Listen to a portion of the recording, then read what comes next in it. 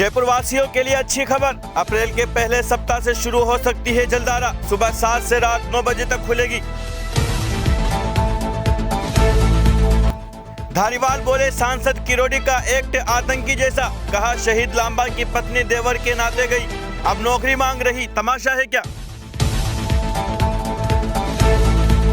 रंधावा के बयान पर पूनिया ने किया पलटवार, बोले शहादत का अपमान करना कांग्रेस की आदत।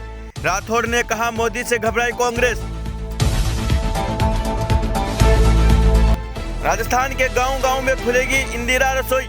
जयपुर के 84 गांव में 92 जगह शुरू होगी सुविधा, जनसंख्या के हिसाब से चलेगी।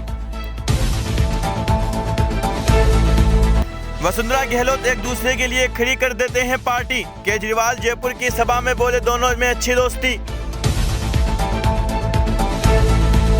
जयपुर के पेट्रोल पंप पर डीजल लूटा, फुल टैंक करवा कर दौड़ाई कार, मशीन से उखड़ा नोजल लगा पाइप। जयपुर में पुलिस कर्मियों पर हमला, 2 को मारी लाठी, गाली गलौज कर दोस्तों ने की मारपीट, बोला तुम्हारे जैसे कई पुलिस वाले देखे।